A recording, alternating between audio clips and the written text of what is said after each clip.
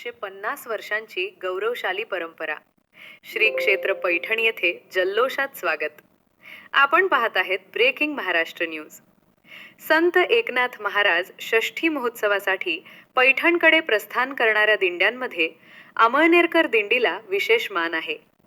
हरिभक्त परायण सद्गुरू सखाराम महाराज संस्थान अमळनेर येथील 250 वर्षांची प्रदीर्घ परंपरा लाभलेली ही पायी दिंडी श्री क्षेत्र पैठण येथे दाखल झाली.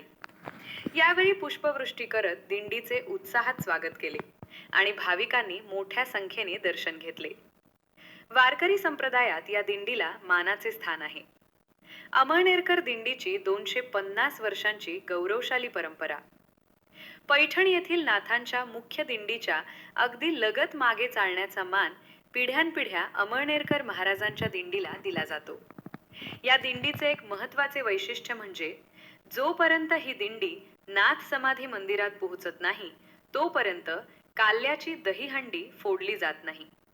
ही श्रद्धा आजही तितक्याच निष्ठेने जपली जात आहे. विद्यमान गादीपती प्रसाद महाराज अमळनेरकर यांच्या नेतृत्वाखाली ही दिंडी मार्गस्थ होत आहे. दिंडीचे आगमन होताच खासदार संदीपान भुमरे व आमदार विलास भुमरे यांनी महाराजांची भेट घेऊन आशीर्वाद घेतले. आज एकनाथ महाराज नामदास यांचे काल्याचे कीर्तन झाले. या स्वागत सोहळ्याला सतीश आखेगावकर, सचिन कावसानकर, राजेश कुलकर्णी, विनायक निरखे, उमेश परदेशी, श्री खरे गुरु, प्रशांत कुलकर्णी, जयंत जोशी, अभय गुरु, ऋषिकेश गर्गे यांच्यासह अनेक मान्यवर आणि भाविक मोठ्या संख्येने उपस्थित होते. यावेळी विद्यमान गादीपती प्रसाद महाराज अमळनेरकर म्हणाले की अमळनेर ते पैठण ही 250 वर्षांची परंपरा भक्ती आणि एकतेचा संदेश देते. ही सेवा नाथांच्या चरणी अर्पण करणे आमचे भाग्य आहे. स्वागत करताना श्री सतीश आखेगावकर म्हणाले की या ऐतिहासिक दिंडीमुळे शहरात भक्तिमय वातावरण निर्माण झाले असून ही भाविकांसाठी मोठी प्रेरणा आहे. आपण पाहत आहे ब्रेकिंग महाराष्ट्र न्यूज. दत्तात्रय जनार्दन श्री सद्गुरू सखाराम महाराज की जय.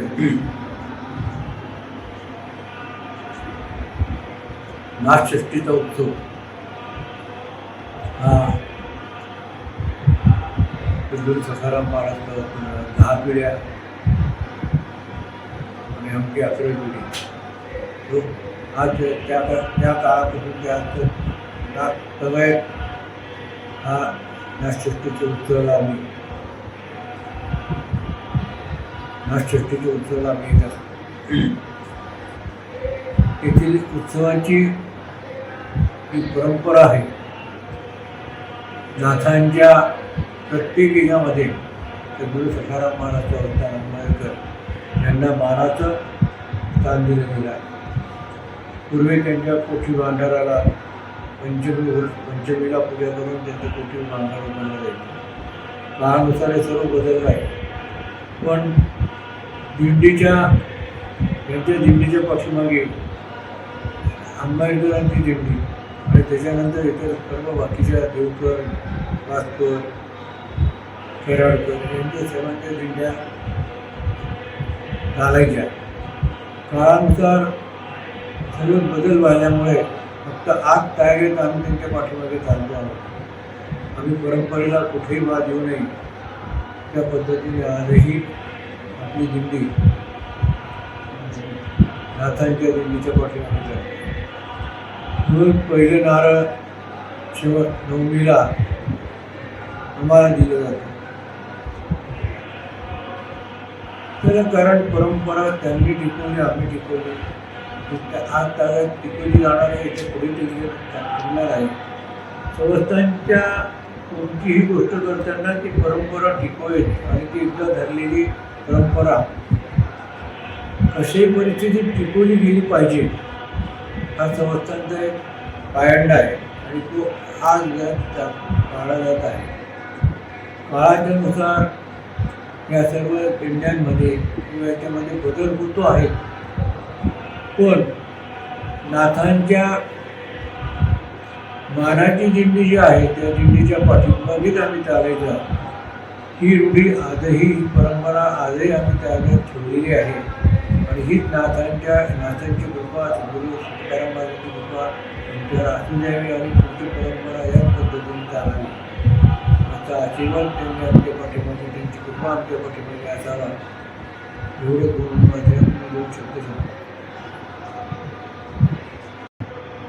काळाच्या नुसार सर्व समाज किंवा तरुण पिढी ही थोडी वाहत चालली जरी असेल तरी भीतीपोटी परमार्थ त्यांच्याकडनं होत आहे, करणं सुद्धा त्यांना आवश्यकता आहे. परंपरा, भारतीय संस्कृती, संस्कार व संस्कृतीचा एक मोठा पगडा आपल्या भारतीय संस्कृतीत आहे आणि तो आज अशा पद्धतीने जपण्याचं आपलं तरुण पिढीचं पोरापोरींचं काम आहे. त्यांनी ती सांभाळावी, कारण उच्च अतिउच्च जगाच्या पाठीवर भारतीय संस्कृती इतकं उच्च मोठं हे आहे की त्या संस्कृतीला आजही इतर देशातले लोक किती मान्य देतात, किती मान देतात हे आम्हाला काही ठिकाणी दिसून येतं. आणि त्याचा अभ्यास, गीतेचा अभ्यास, इतर ग्रंथांचा अभ्यास, ज्ञानेश्वरीचा अभ्यास हे ते लोक येऊन इकडे आता तो अभ्यास करून त्यांची मनाची शांती, मानसिक शांतता मिळवण्यासाठी आपली संस्कृती जतन करण्याचा ते प्रयत्न करतात. आपण सुद्धा आपली संस्कृती जतन करा.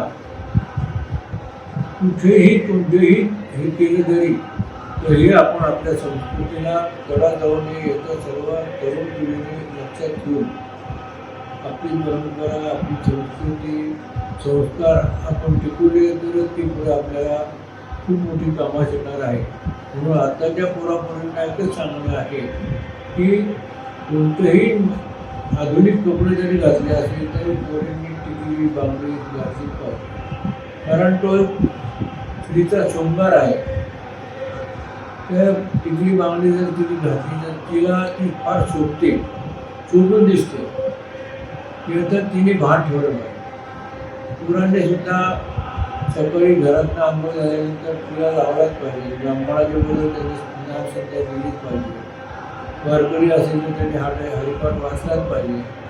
हरिपाठामध्ये अख्ख्या जगाचं तत्वज्ञान माऊलींनी 27 अभंगामध्ये ठेवलेलं आहे.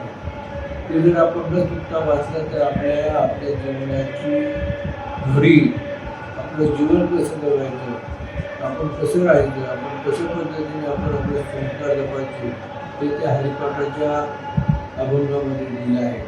म्हणून कितीही जरी झालं तरी अभंग, हरिपाठ न चुकता वाचला तर तो आपल्या जीवनाला सार्थक ठरेल.